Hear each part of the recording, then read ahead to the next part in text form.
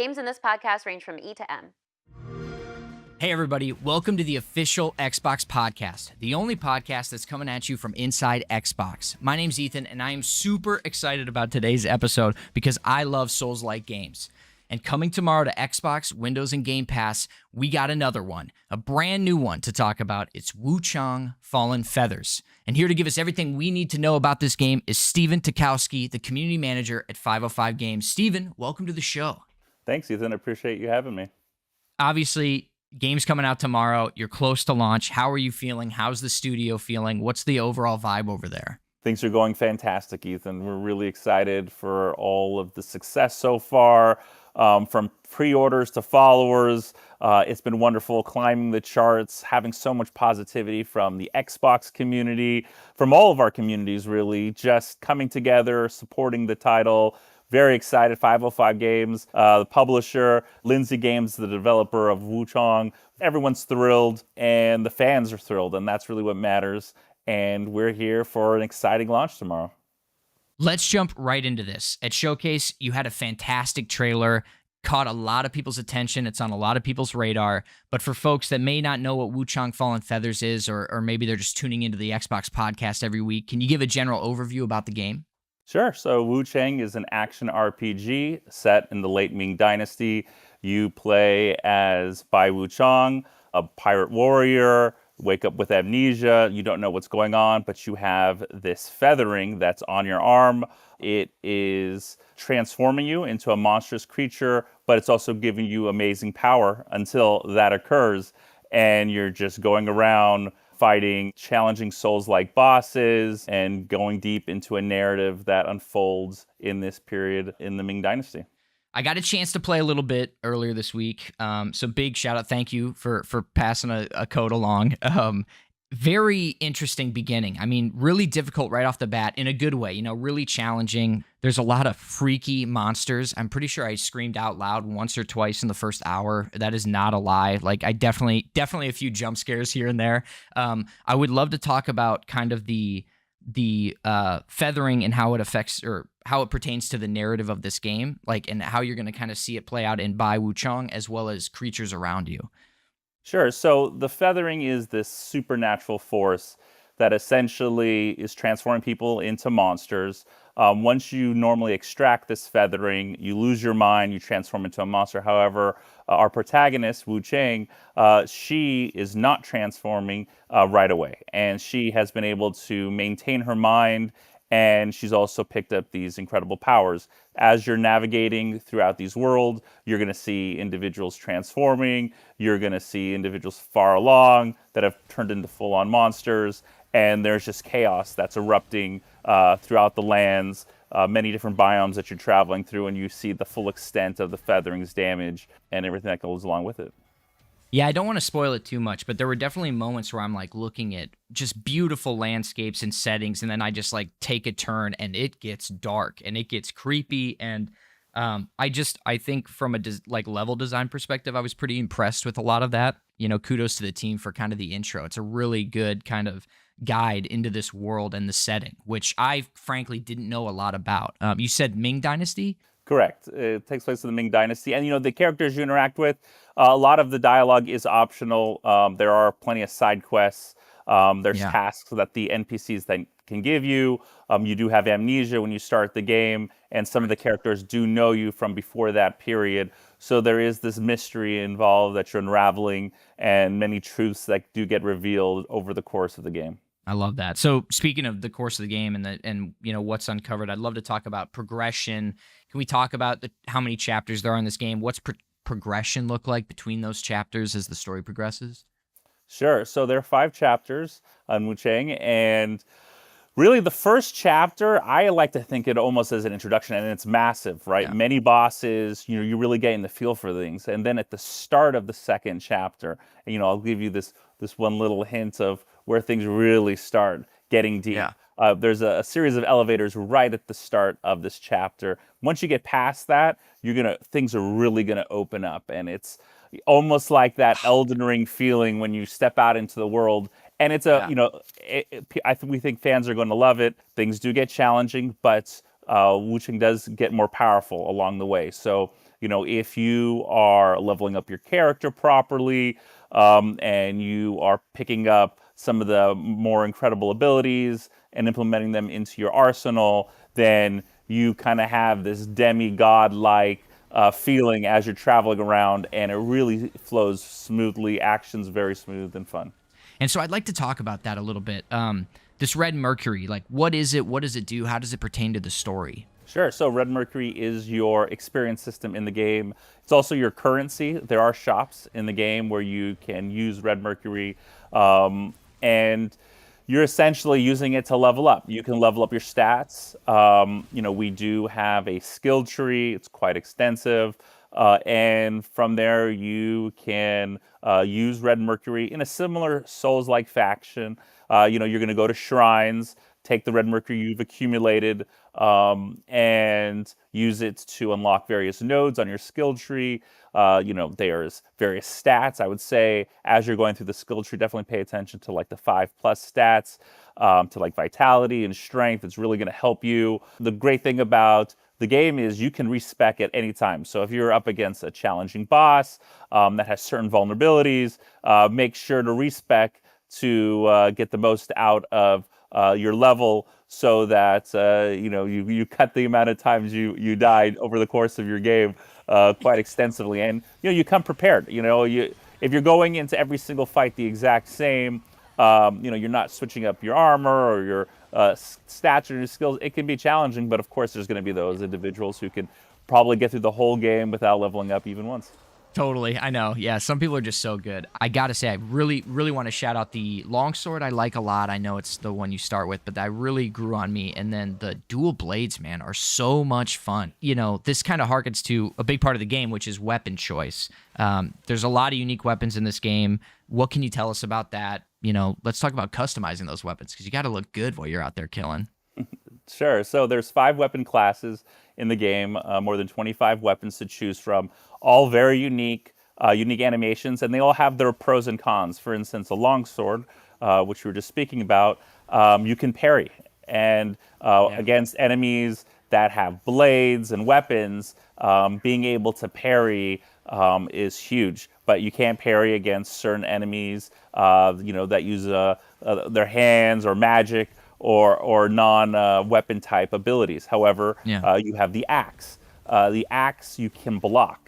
So you would think, in most games you can block with everything, you can parry with everything. But in this game, each weapon has its pros and cons. Dual blades, very fast. You're jumping around, chipping away, doing damage, acrobatics. And so, you have to choose what style is best for you. You can carry 2 weapons at a time. And you can add to each weapon's abilities. And so as you're defeating enemies, as you're traversing throughout the game, you will get certain augmentations for weapons. In addition to your equipment loadout, you'll also have various ways to customize that with various gear you'll pick up along the way. And, you want to obviously adjust it based on your enemy. But, I found that as soon as I got acclimated to it, it felt smooth, it felt fun, and it was, exciting to get through. And as you're getting these powers, it's really flowing real nice, and it's like a dance. Good. And yeah, that's exactly what I was gonna. Yeah. Sorry to interrupt you, but dance is exactly what you like. When I would get into the flow with the dual blades, like, you're racking up the damage. It's looking great. Like, it really, you do feel like a superhero when things start clicking. Yeah, and to talk about the Skyboard of Might, that's your combat resource. Essentially, as you're executing perfect dodges, as you're parrying, as you're flowing with that dance, the Skyboard of Might, this combat resource, is kind of like your mana, and you use it to execute spells. You're using it to execute abilities with your weapons. And it really is a unique spin on the Souls-like genre. And we're getting tons of positivity from the community, all the reviewers who've gotten a chance to play it. And it's a really great spin on the way to go about combat. And, you can't just sit there, pop a potion, and get it back. You're essentially... earn it. Yeah, you have to earn it, and you're in the flow of it, and you have to be patient. But as you're getting through the game, you'll see that it's just coming back to you naturally. and certain spells and abilities obviously match well with certain weapons. So it takes some time to figure out what matches well, but once you kind of have the right combinations, and I'm sure after the game releases within a day, there'll be guides on all the best combinations between weapons, abilities, spells, and so forth. Once you find your ideal combination, it just feels great. I really love the dual daggers paired with the longsword because it was like get in, be quick, and then if you can do that, I think you click in like the left stick and you do a cool like switch weapons. And you can expend Skyborn Might essentially to swift draw quickly, so you're in the middle of a combo, and it just all flows really nicely. So satisfying, and it looks great. Let's talk about playing dress up a little bit because, like I said earlier, if you're not looking good killing stuff, what's even the point? There are definitely a lot of outfits to choose from in the game. A lot of fan service. As you're defeating enemies, as you're exploring, definitely unlocking many, many outfits to choose from.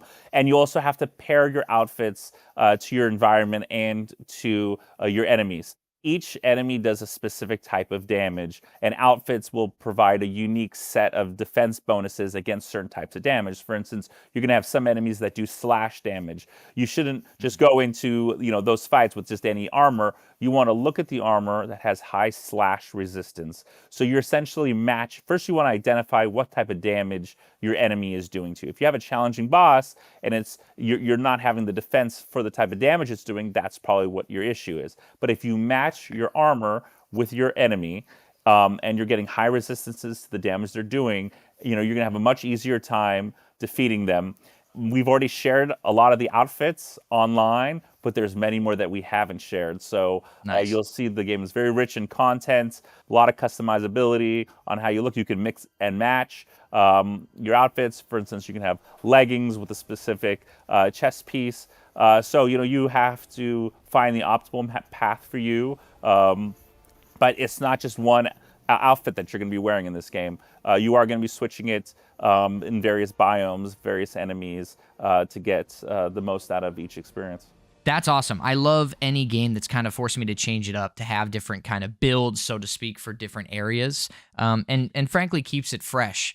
I do feel like this game, there's no shortage of cool-looking abilities, outfits, weapons, and so I feel like a lot of people are going to be encouraged to kind of mix it up and to kind of change their playstyle, change their look, change their favorite weapons, respec, like you said. It feels like that was at the core of all the gameplay, or the design of the game in itself. Like, was that a philosophy when you were working on when this game was being developed? There's definitely a ton of content. One of the wonderful things about the game is it's very rich in content. There's just so many items, so many outfits. All the weapons are unique. The levels are very vast. And you play some game and you feel, there's really not a lot of content in this game. When you play this game, WUCHANG, and you're like, wow, there's just so much to get through. You can definitely play the game multiple times, and we have multiple endings as well. So it's worth it, to put in the time to go through it all, collect everything, go through the conversations, ton of content. I love to find the secrets. Like, there's definitely hidden things. I like the side quests. I like the characters. Very intriguing from the start, which I think you need in a game like this, and you guys really, really nailed. To dive into combat some more, there's an element of this inner demon system. Now, my inner demon is just eating copious amounts of French onion dip and chips, and so I'm curious how this works for our character, because obviously it's a little bit cooler than that. But can we talk about the inner demon system? Sure. So definitely another unique mechanic of WUCHANG.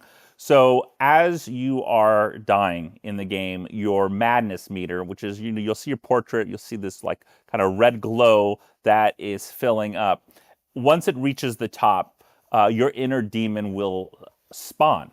And as you have more madness, you're also taking more damage and delivering more damage. So your actual experience is adjusting based on how much you are dying. Once this inner demon spawns, it will attack everything, not just you, but all of the enemies around. It doesn't spawn during boss encounters, but during general enemy encounters. And so when you die, you are going to drop red mercury. In order to get that red mercury back that you dropped, you're going to have to defeat your inner demon. And your inner demon is a version of you. And one of the really cool aspects is that if you are in a challenging area, the inner demon will be attacking the enemies in the area as well. But the only way you're getting your XP back is by defeating your inner demon. Yeah, I love it. I love it. There's definitely some subtle story there. But the first time it happened to me, I was clueless, right? Like I just had no idea. And I was like in my start menu and I just get slammed to the ground. And it was one of those jump scares I was talking about. Obviously, you said when you die, your madness builds. But I noticed that when your madness is higher, one, there are nodes for combat nodes and that you can activate to maybe make it so your character benefits from having more madness. So there are madness builds in the game. There's individuals who are going to want to have high madness because the damage output does increase. But you are also taking more damage. So you are going to have to decide what type of player you are. When I first completed the game, I kept madness up throughout the majority of the game because I wanted that higher damage output. Yeah. It does impact gameplay. As you go through your skill tree, there are going to be some nodes that deal with it. And so you have to decide, what kind of player are you? What kind of experience do you want? I'm sure there's going to be these kind of pacifist, no madness, Yeah. no dealing with inner demon runs as well. So, it's just another form of content feature that's in the game that makes, Wuchang a unique experience. Yeah, totally. You seem like a glass cannon kind of guy in most games like this. Is that true? Are you always high DPS? Yeah, I do prefer DPS. I mean, when you're first fighting a boss, I'll go more on the defensive side because you want to learn moves. Gotta learn. You want to know exactly. You don't want to sit there for hours wasting time. I also like to level up my character, and for this game, it's worth it to level up your character, get some XP before you jump into a fight. Look around for chests. Maybe you'll find some nice red mercury that can give you an extra level or two before a fight. And so, it's I'd rather spend, 30 minutes getting leveled up than spending that 30 minutes dying to a boss. And so, I'm very efficient with my time. So, while I am a glass cannon, I consider myself a very efficient Souls-like player. Certainly more than I am. I am very, I struggle with being impatient. It kind of harkens back to what you said about just there's a lot of play styles here. I felt that in the weapons almost immediately. And I kind of appreciate just the depth at which they are different. Like it is really fun. It keeps it super, super fresh. Did you say what your favorite weapons are? Do you have favorites? Longsword and axe are great in terms of classes. It's just I like the ability to parry and I like the ability to block. And I just really enjoyed longsword and the axe combo. That's really I got through the vast majority of the game with those two weapons. I want to dive in. You had mentioned it before, biomes and locations. Obviously pretty diverse. Like I said, I'm in a jungle 1 minute, temples around me, and then I take a turn and it's just, without spoiling it, death in front of me. Can we talk about some of the biomes, maybe some of your favorite, and what we're going to see in the game? Sure. So you're going throughout villages, cemeteries, going through some pretty dark and nasty places, especially later on in the game. Second chapter, really lush scenery, snow-filled mountains, beautiful views.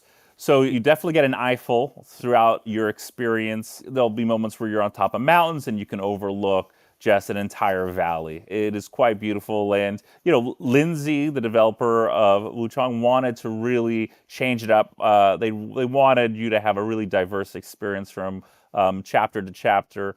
And they are interconnected. So there are very clever ways of merging them together. So while you're in kind of a cemetery-like area, you walk for 30 seconds through a kind of a hidden passageway, and boom, you're in like a bog-filled underground swamp, and then you go another 30 seconds through another passageway, and you're in snow-capped mountains. So you have to unlock certain areas in your typical Souls-like fashion, and once you do find the key or find the way past it, it all kind of blends together really nicely, and you can have a really diverse type of experience from biome to biome. That's cool. That's so awesome. Yeah, I love that. I love that. Keep it fresh. The other thing that struck me, in addition to the biomes, the weapons, like the variety of content and diversity therein,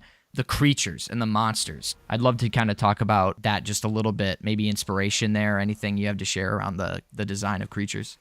Sure. So, I mean, everything's pulled from late Ming Dynasty aesthetics, but I mean, you're going to have towering bosses that are the size of a building. You're going to have warriors that are just a little bit bigger than you. And so, Yeah. as you're traversing throughout the game, you'll see the feathering's influence, but there's also going to be enemies that have been influenced in other ways. No spoilers, but you're going to face up some pretty unique enemies that are going to challenge you. You're going to have to change it up. Some of the enemies, the whole level is very different. And so, you mostly play a Souls-like game.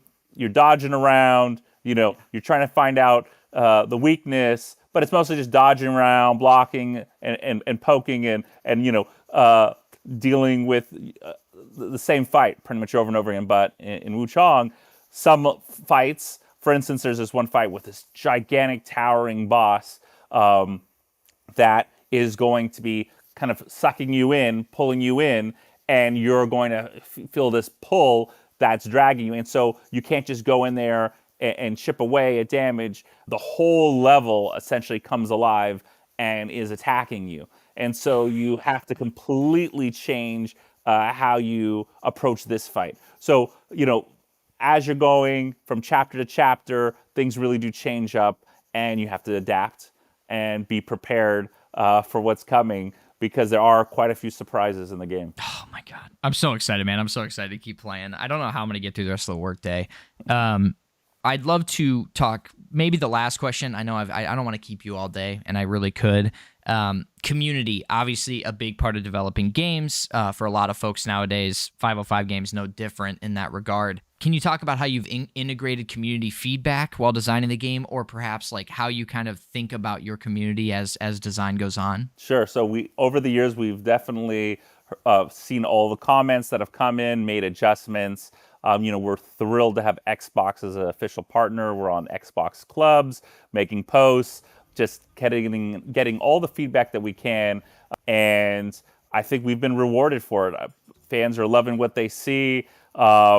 And we want to continue to give it to them. Post-launch, we're going to see all the comments that come in, all the suggestions, and do our best to continue to make our fans happy in every way that we can. I love it, Stephen.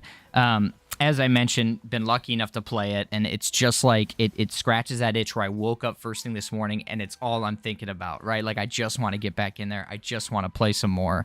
This game comes out tomorrow, July 24th, when this airs. Any final thoughts you want to share with the community before we wrap this episode? Well, Ethan, thank you so much for having me. To all our fans out there, thank you so much for sort of supporting us along the way. It's been a wonderful journey so far, and we are just absolutely honored by the outpouring of support and positivity. We can't wait for you all to play tomorrow. Thank you so much for supporting us on this journey, and we'll see you soon in the land of Shu. I love it. Stephen, thank you so much for joining us. It was great getting to speak with you, and we're excited for everyone to get their hands on Wuchang Fallen Feathers tomorrow, July 24th. It's coming out across all major platforms and Xbox Game Pass, so do not miss this one. Thank you all for joining us today. That's all the time we have for this episode. We'll catch you on the next one. Take care.